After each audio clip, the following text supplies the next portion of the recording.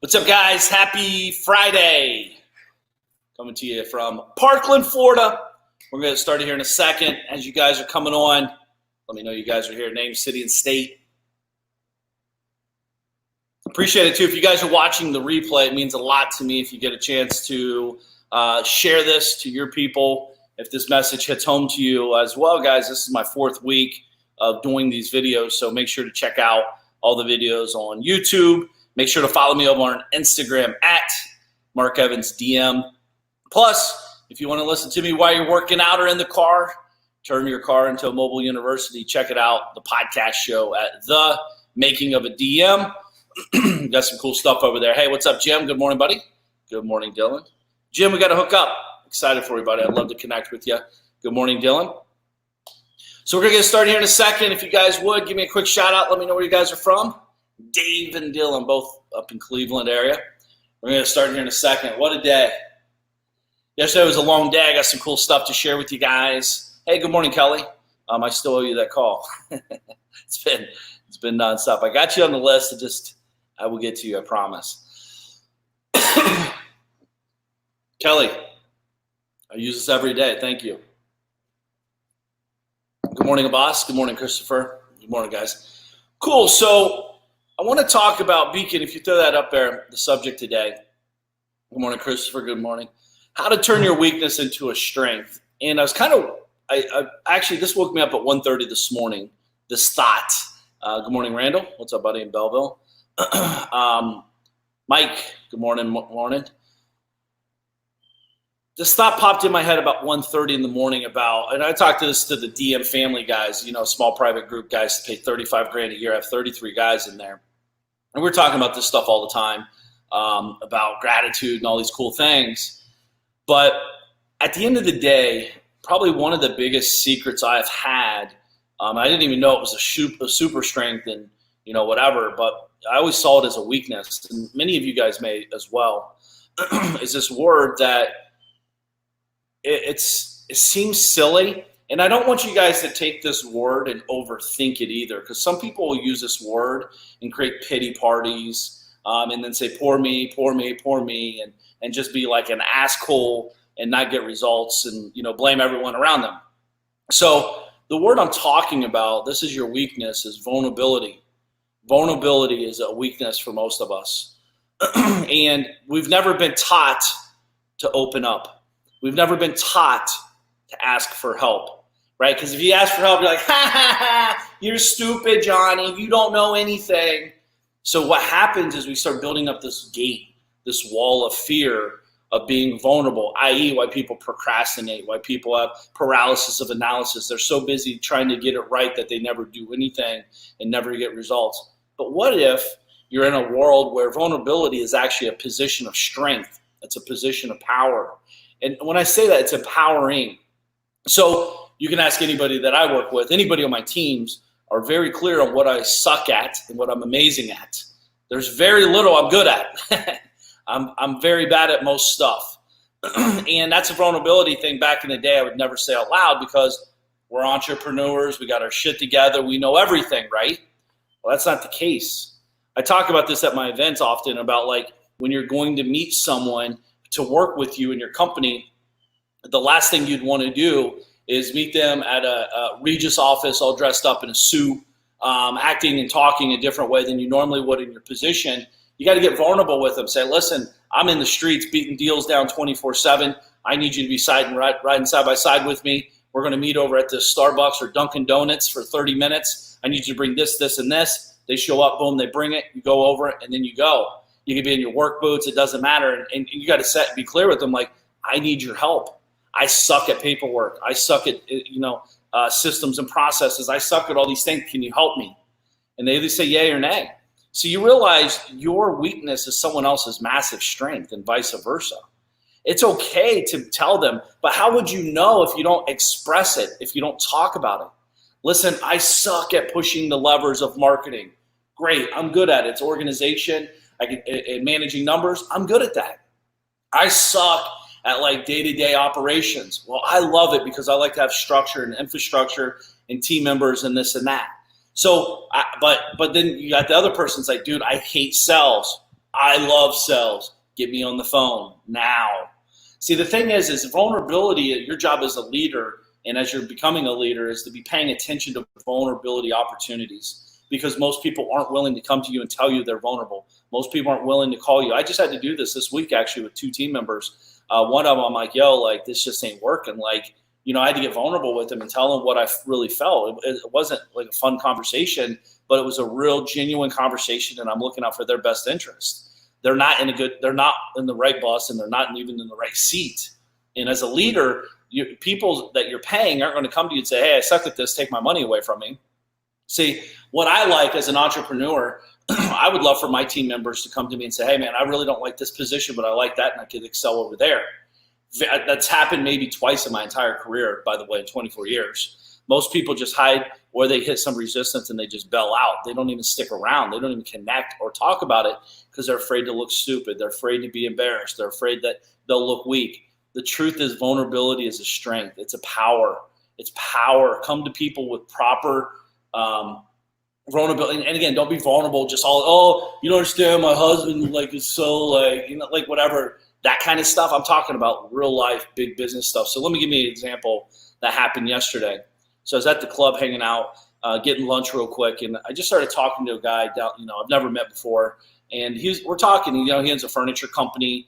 His office furniture company on top of that. So his business down is drastically, right? He has a massive business, does millions of dollars a year, and it's down massively right now. And we're talking and chit-chatting, and I'm like, dude, at the end of the day, what are you thinking? What do you fear? What's your fears? Where's the opportunities? Blah, blah, blah, blah. And we just start talking about money. I talk about money to everybody. I mean, money is what drives everything. If you like it or not, it's the truth. And we're talking about vulnerable money situations, right? Like, dude, if your business dried up 60, 70%, your money situation has to change a little bit. And he's like, dude, listen, honestly, man, I started paying attention to what my broker was doing. My stockbroker was ripping me off, or at least I felt like I was getting ripped off, and blah, blah, blah, blah, blah. We just started chatting. And again, what he was doing is he was very vulnerable. He was sharing real stuff. No one can help you if you're not sharing real vulnerable stuff. You don't go to the doctor with your broken leg and say, oh, my arm's killing me. Can you give me some Tylenol? No, you got to get vulnerable. You got to tell them what really happened, where the real ache and pains are, what's hurt. It's different. So as we're talking, he's like, dude, I got $6 million in cash and I'm trying to deploy. And, and it doesn't. And by the way, if you think that's a cocky conversation, it's not. It's just a high level, real value conversation that pretty much I have every day with people about money. And some people have 6 million, some people have 60 million, some people have 150 million, or some people have no money. There's no right or wrong. It's just you're talking about vulnerable stuff, i.e. money. Money tends to most of you are avoiding money conversations. And that's a vulnerable environment. That's why I have a fiduciary. I sit down with my fiduciary and I have conversations like, dude, I'm scared that I'm not gonna have enough money when I die. I'm scared that my kids are gonna be protected if I do die at an early age. How does my wife handle all this stuff that I have going on if I do die? These are vulnerable. A lot of people think it's weird or morbid to be talking about death and thinking about that stuff. I actually look at it as exciting because I have to do it. We all are going to die, right? So, sorry about that. I don't know why that's doing that. We're all going to die, and let's prepare. I like to be prepared for that kind of stuff. I want my family to be prepared. I want them to be set up, if you will. But as we're talking, he's telling me about the 6 million and how does this work? He's brand new to private money and this and that. And I just started explaining to him. And the truth is, I'm going to hook up with him in the next 48 hours or less on the phone or in person. And I'm guessing if he's smart, which he is, he'll get involved in a couple of deals of guys I know it's got deals going on. One, he'll make more money. Two, it will help my guys get their deals done quicker because they need cash all the time. That's what we do in real estate. So I have vulnerability on both sides, right? My guy's like, yo, I got a deal. I need to fund $3 million. I'm at 1.8. I need 1.2 to close it up, blah, blah, blah, blah. This guy, so they're being vulnerable on that side. And then on the other side, they're being vulnerable to me about I have too much money. I need it in play. It's not making me money if it's just sitting, but I want to be protected. I want good deals. He's telling me all his fears, right? And that's a good thing. By the way, people, when you're talking to buyers or sellers of products or services that you're doing, you understand our job is to decipher that content, that information, and share that vulnerability and help them create a solution for it. there's no way you think someone is weak if they tell you that they suck at this or that. I hope you, right? Am I talking to the wall at this point? Like, you guys realize what we're talking about is a real thing. Vulnerability is a powerful, powerful tool in your tool belt that very few of you are tapping into. Talk to your team members. Say, hey, I'm not getting, like, ask yourself, what do you suck at? What do you always get bottleneck doing? You know, for me back in the day, it was like, give me the deal, I'll call the seller. You know what I mean? On point. Thank you, Mike. So are you talking to the seller? Are you talking to the buyer? Are they being vulnerable? Are they sharing with you what their fears, their wants, their needs are? That's a good thing. It's a good thing. And when they do that, guys, what happens is there's some cool opportunities. Your job is to decipher it, connect the dots, and that's how you make money. That's how you make money. And it's not taking advantage of people. I can't help them if I don't know what they truly need. And by the way, it's not always about money. Sometimes it might be a vulnerable situation on real estate, for example, like, dude, I just need to get rid of this deal. I live in California. The property's in Ohio. I got this inherited to me by my great uncle. I've never been to Ohio. I'm never going to Ohio. I don't care what it's worth. Give me $30,000. I'm done, you know, or whatever. It's not just about the money. They just need, that's the transaction side of things, right? So vulnerability is a real thing. And not only that, like, buyers, people have money. Like, they're going to tell you, like, dude, listen, I just sold 3 properties. I got a lot of cash just sitting. I need to get this in play. If not, I got to move it somewhere else. Now your job needs to be to put the 2 vulnerability pieces together and get in the middle of it and make a profit. That's what it's about. This is going on right now. We're actually in the process of buying a company. The guy's moving. He's a cool guy. He's got a lot of cool stuff going on. He makes a lot of money. He's millions of dollars a month net. And he's selling an asset off of one of his divisions, and I'm buying it. And hopefully today, we were supposed to close yesterday, but hopefully today. And we're going to buy it, and we're going to make a lot of money with it, and we're going to solve his problem. His problem is he's moving, he's downsizing his companies, he's reorganizing, he's trying to get a little bit more focused, and that's what business people do. They get, they grow, pull back, reorganize, push up for growth. Like, they're constantly doing that. I've been there, done that. I'll be there, I'm sure, in the future, again, multiple times. And that's what it's about. It's not about control and all this. It's about growth. There's a lot of dynamics here. Any questions? Beacon, why these guys and gals are thinking of questions. I just want to make sure I'm hitting this point, because if not, I'll just bounce off today. If we hit it so good in 13 minutes, make my life easier. Anything on vulnerability, Beacon, on your side, buddy? Let's see. Yeah, I mean, vulnerability. It's a key thing. I think it ties in very well with the ego. I think people aren't aware of how vulnerable they can actually be. There's some people, I'm definitely that kind of person, just because of my upbringing, where people just love to have all their cards to themselves and they don't want to show them, even if they have the highest numbers that aren't going to win the game whatsoever. And so when you're at the table with other people, you know, with your team, you have to be able to eat. If you're not willing to tell the team, like, hey guys, we don't have the material to make the food to eat, or we don't have deals on the table to actually win, then you're not being vulnerable. And at the end of the day, your vulnerability will really make you vulnerable financially or physically. You know, people that aren't willing to go to the coach, an actual fitness coach, and take the truth that, hey, I'm fat, and take the truth that this person will tell me what I need to hear and make me completely vulnerable. So like for me, I love getting in my vulnerable position when I'm talking to Mark, because it's a reality check. It's a clarity moment. You know, a lot of people don't want to hear the truth, and it's hard, you know. Yeah, that's my take on vulnerability. On that note, like when we're talking, like when you tell me something you're vulnerable about, do I laugh at you? Do I point fingers at you? Do I poke on it? Do I pour salt in the wound, if you will? Or are we're very forward thinking about, here's the problem, here's the solution driven, right? It's very solve a problem if no one knows there's a problem. We all have problems, all of us, right? Mm-hmm. So you, at the end of the day, so Beacon, what were you saying? I'm sorry, I interrupted you. Oh yeah, no, I mean, over here, in the Haitian and Jamaican side of things, we like to look at things as situations and not problems, because problems, it's a scary word that people don't want to face. But if there's a situation, you can get the whole team on board and realize, like, hey guys, yeah, this is my problem, but if I'm working with you and I don't address my problems, it'll end up being your problem. So here's my situation. See if you can help me with the solution. That's what I've been basically taught on this Yeah. end. Yeah. No, it's interesting. That's big, man. So Chris is saying, I hire people who are great at things I'm not good at. It's smart. Communication is important. Otherwise, you're just making assumptions. Fact. Big learn. The planet will deliver a great return to DM because he serves. Service hot, gives high return. Romella, thank you, buddy. Yeah, I mean, Beacon, back to you, buddy. Like, just thinking about, like, today when I woke up at 1:30 about thinking about this topic is also about money. Vulnerability about money. A lot of you guys, if you don't have money in the bank, it's because you're just not providing the value to yourself first and foremost and to the world.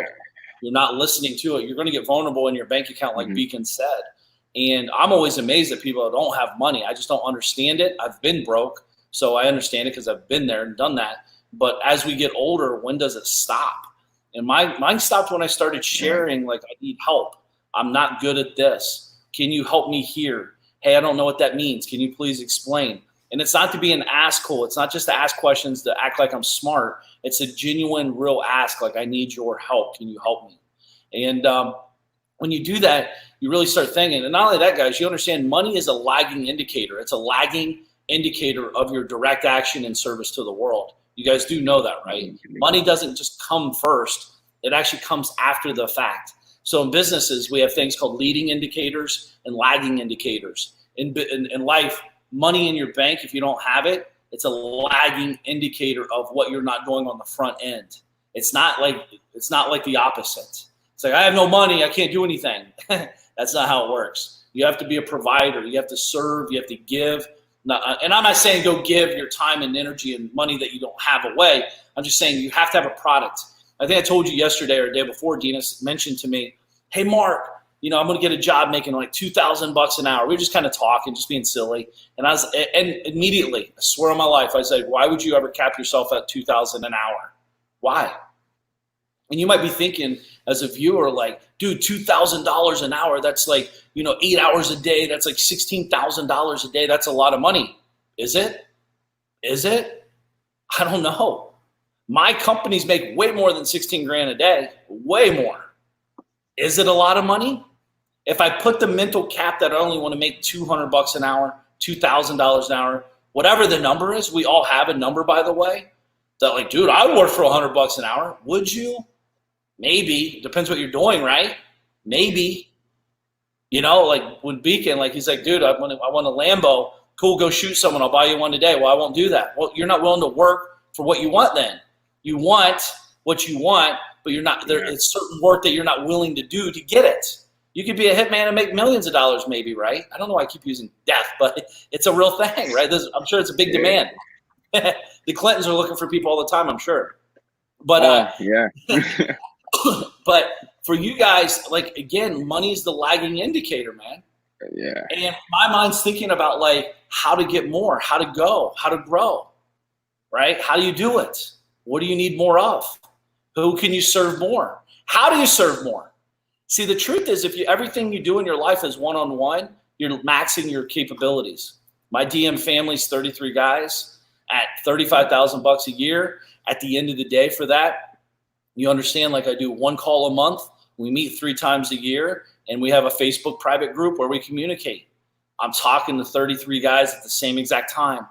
You know what I mean? Money is the natural consequence for providing value. Too many mafia movies, exactly.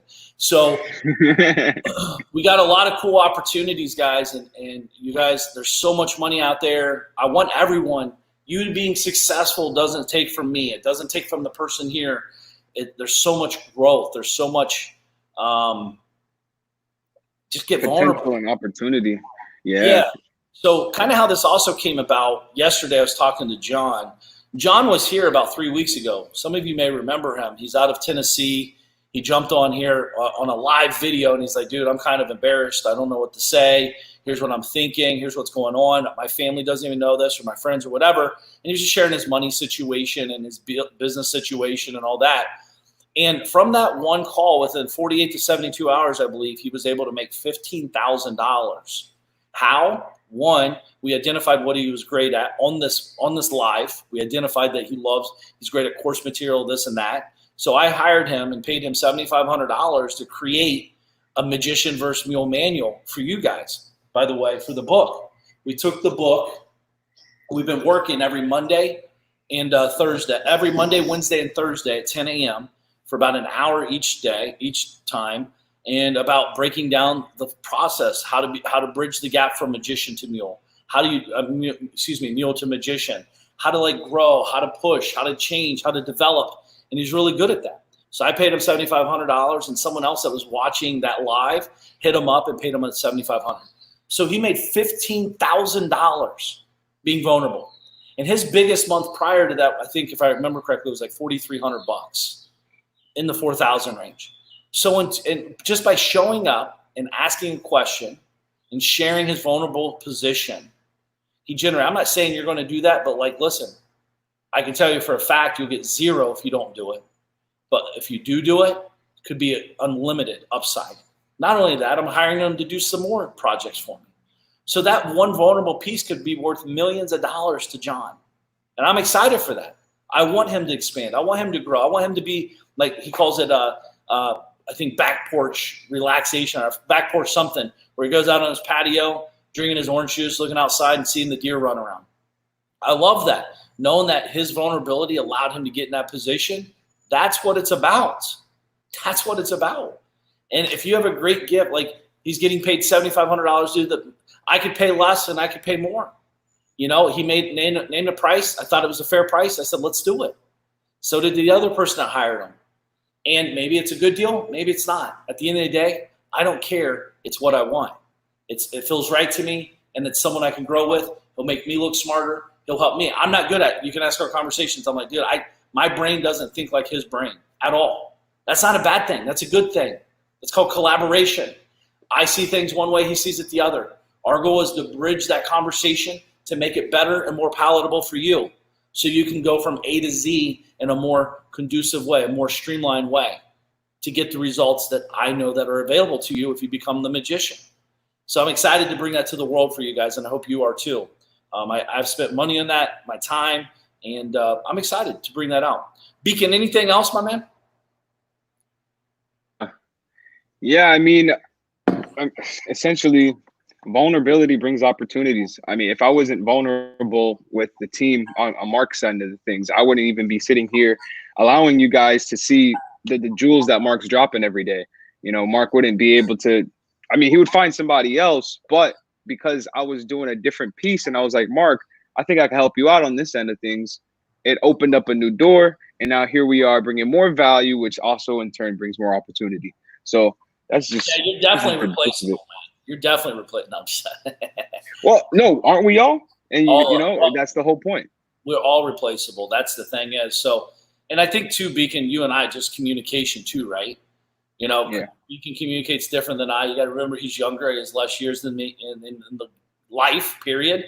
So, his conversations are going to be different than mine, but that will change as he develops up, and hopefully he gets my language down and my thought process by the time he's 27. Now he's way ahead of the game, way ahead of me. And that's what I was talking about. A lot of people messaged me yesterday or day before when we were talking about people investing $35,000 a year with me. You guys understand, $35,000 a year is not a lot of money on the grand scheme of things. You know what I mean? At all. You might be thinking, if $35,000 is a lot of money to you, that's why you don't have a lot of money, because it's not a lot of money. And you don't have to believe me, dude. Go to the hospital for 4 days. That will be hundreds of thousands of dollars potentially. It is not a lot of money on the grand scheme of things. And I believe most people are shortchanging themselves shortchanging themselves at a massive level by thinking it is a lot of money. And people around you, the king of the dipshits, like, dude, I wish I had $35,000 in a bank account. No, you don't. You wish you had $350 million in a bank account. That's what you wish. That's what you need. That's what you want. I believe I believe I'm 42. By the time I'm 50, 50, 60, if you don't have 100 million minimum liquid or in play, like through like investments and all that, I think you're in trouble, man. Like for a guy that, like, why do you want to work, bust your ass all these years to live a very simple, not powerful life at 60, 65? Dude, I want to leave massive legacy.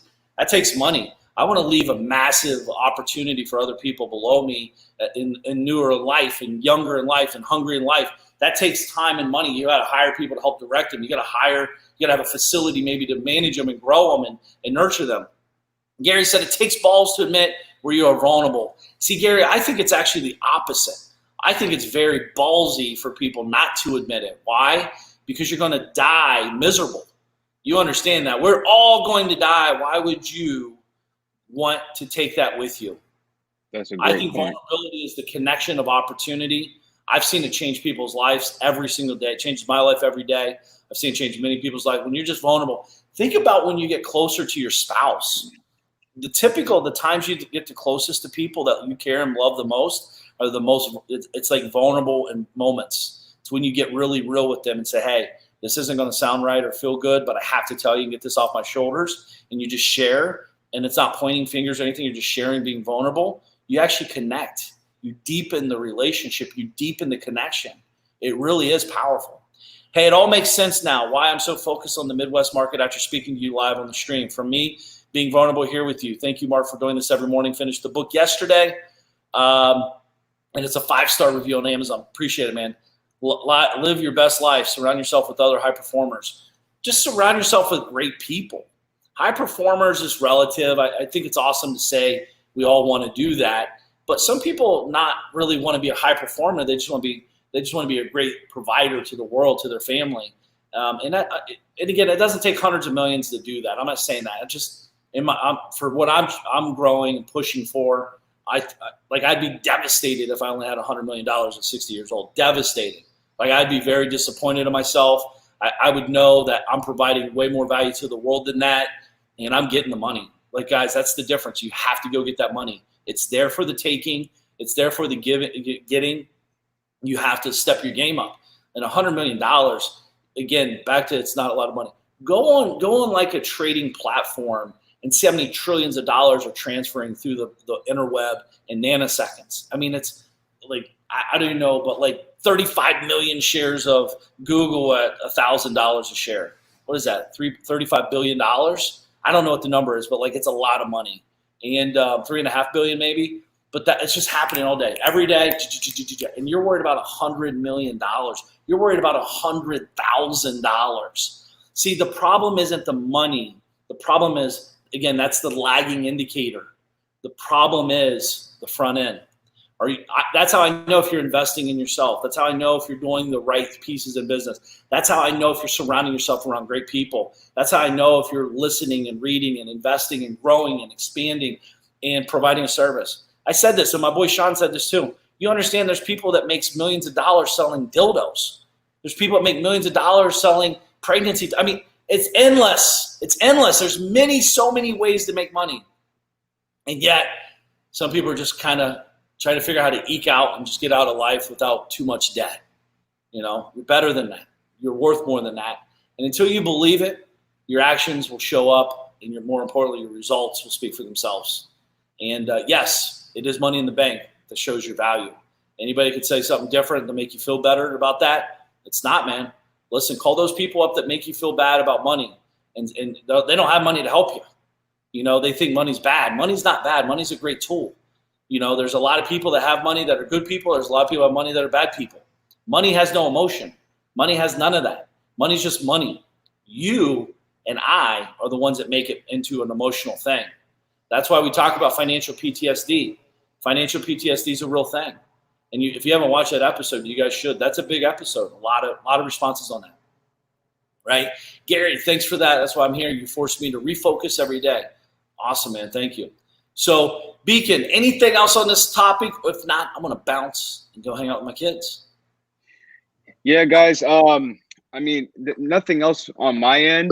It's just after you're vulnerable, make sure After you're vulnerable, make sure that you sit back and readjust, because just because you became vulnerable doesn't mean your vulnerability is your state of mind of being vulnerable, asking the right questions. So now you have to be aware that you just got the solution or some sort of keys to your solution. You got to start tinkering around and using it to your advantage.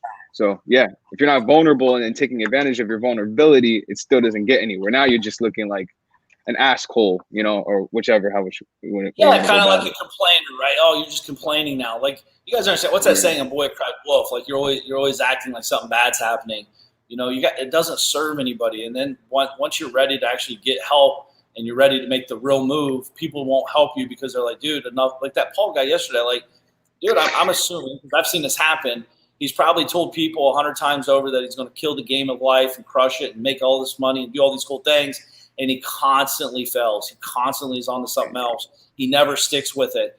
And then he gets pissed off because he's like, dude, I tell everyone and they kind of don't support me. Well, dude, the question is, why should they support you? Who says they have to support you to make a move on your thing? You know what I mean? So this is the kind of stuff I think about every day. Like, you are the problem. We're the problem in every situation because it's us, it's our life. So until we discover what our thought is on that, the tots, if you will, like I talked in the Magician versus Mule, nothing's going to change. Chris, the audiobook will be out June 19th. So we'll have the audiobook out on my birthday. I'll be 42 on June 19th, and that's when the book comes out, the audiobook. But yeah, Beacon, man, like, you're right. Like, don't just ask the question and hear it and get the answer and do nothing with it and then keep asking the same question. Take that, understand it, be vulnerable, be real, and then you're ready to roll. Execute. That's right. That's right. And perfect, guys. Here's the kind of text we all should be getting. Here's the kind of text we all should be getting. You see that? Melter. Oh, snap. Funds. Beautiful. Every day. Okay. This happens every day. Every day. 2000. Like my wife, she wants to make $2,000 an hour. I'm like, why would you cap yourself out? I worked. I can't even tell you. I don't even know the property. I don't work at all. The team did, and we're ready to roll. Heard you recently. Love what you're about. Thank you, Chris. Appreciate it, man. Hey, so guys, I'm gonna bounce. I'm gonna go hang out with the kids before the babysitter gets here and all that. Beacon, I got to get with you today. I got to get you some login stuff. But I appreciate you guys being here. Yeah, I look forward to it. I've been reading it. Today I have one more reading to do, and we're good to go with my boy Joey. He's putting it together for me. And once the audio gets out, we'll have the manual coming out.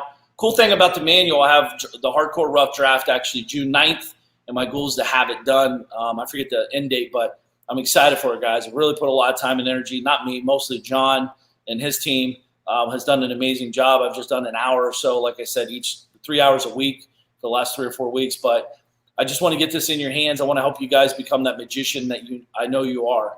It's amazing to get texts like this. And I want you guys to get them. It doesn't take from me if you do get those texts that you just got $34,500 coming to you today or this or that. And this is 9 a.m. Could you only imagine it happens at like 3, 4, 5 times a day, multiple times a day, more than that? Like, I mean, again, the opportunity's now. You don't take advantage of it. It's not because it doesn't exist. It's just you're not willing to do the work. So make sure to check me out over on Instagram at Mark Evans DM. Also, make sure to get over to the website, sign up at magicianversusmule.com.